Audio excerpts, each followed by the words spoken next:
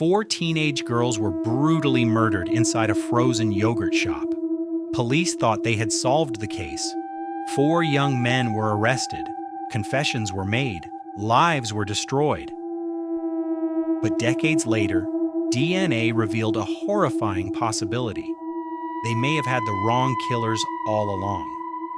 On the night of December 6, 1991, firefighters responded to a blaze at an I Can't Believe It's yogurt shop in Austin, Texas.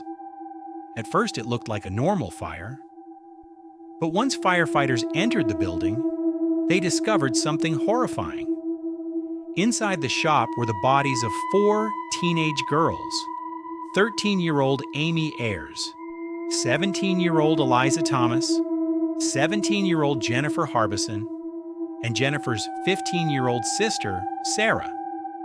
The girls had been bound, attacked, and shot execution style before the killers set the building on fire in an apparent attempt to destroy evidence.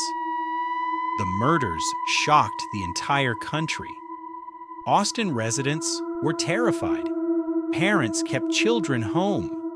The case became one of the most disturbing, unsolved crimes in Texas history. Investigators launched a massive manhunt searching for suspects.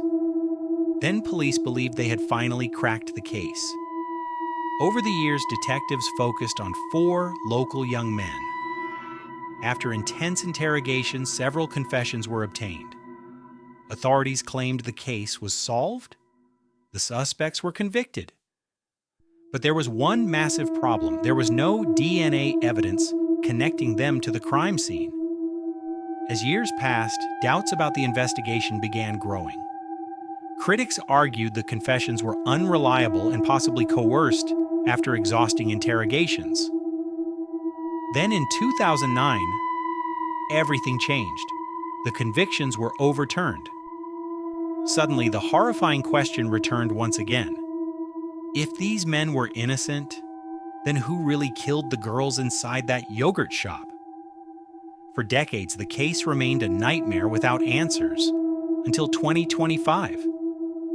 Using advanced investigative genetic genealogy, authorities announced a shocking breakthrough. DNA recovered from the crime scene was linked to a serial killer named Robert Eugene Brashers. Brashers had already been identified years earlier through separate investigations, but investigators now believed his DNA matched evidence connected to the yogurt shop murders. Even more chilling. Testing on bullet casings reportedly matched patterns connected to a weapon Brashers used before his death in 1999. After more than 30 years, investigators may have finally identified the real killer behind one of America's most horrifying unsolved murders. But the story leaves behind one disturbing mystery that still haunts people today. How did 4 innocent teenagers lose their lives, while the investigation may have targeted the wrong suspects for decades?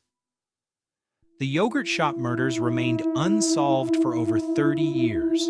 Now, after decades of silence, false leads, and shattered lives, the truth may finally be coming to light.